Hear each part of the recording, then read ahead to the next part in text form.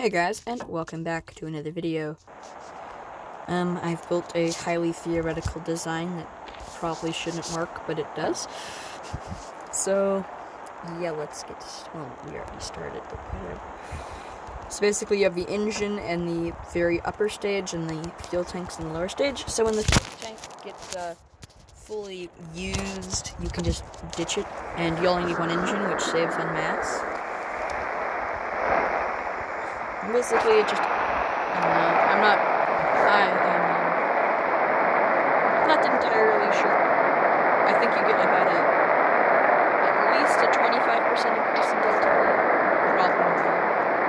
But probably no, it's definitely not more than double, but it's probably around 50%. Because I've been able to get into space with rockets that definitely should be able to make it into space.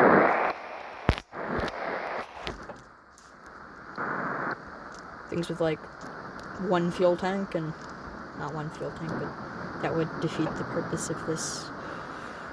The entire point is to ditch multiple fuel tanks to save on delta V.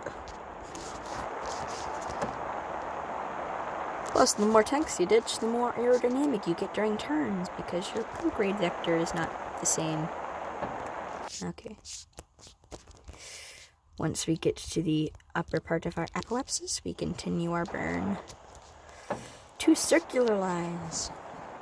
Now, because of the very, very, very, very low mass on the final stage of this, once you do get into space, even if you don't have any more fuel in your final tank, you still have a ton of unused delta V. Let's see, I got 35% and 100%, and I actually ended up overshooting our orbit by quite a lot. I mean, you probably can't make it to the moon, but you could definitely get this into a really high orbit.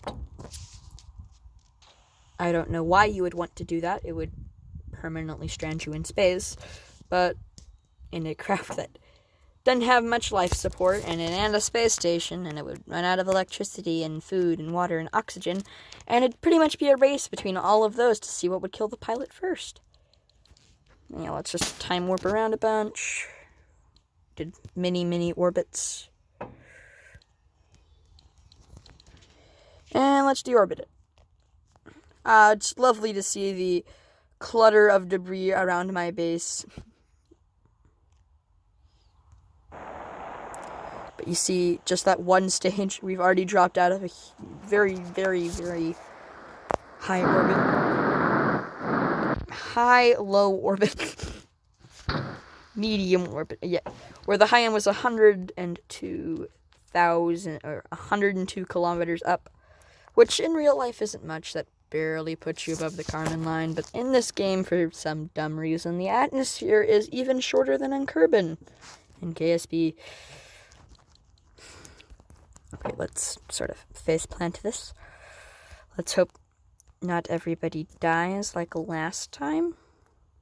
I mean, no brave astronauts die ever in our program, because none ever have, and that would break our record, and there's definitely not hundreds of bodies scattered around my launch pad from very dumb missions that should have never been approved. So yeah, what's going on in that command pod? And this is the fastest way to the ground, is just sort of nosedive it. You know, zoom. Pick up a little speed on the way down.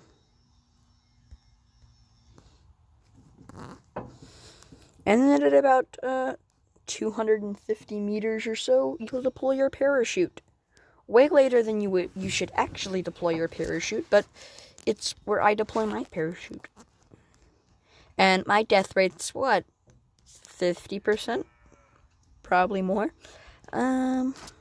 Yes. Let's get to about 2. Oops, I undershot it way too much. See, about 100 meters.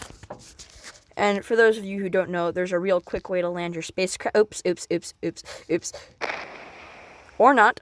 I didn't mean to cut the parachute, but other than that, successful mission. We didn't actually accomplish anything. There was no science experiment. and no goal and a space station, and nothing was left in orbit. And really, the only thing, there's also no survivors, but all of my missions achieve that. But yeah. Until next time, see you guys later.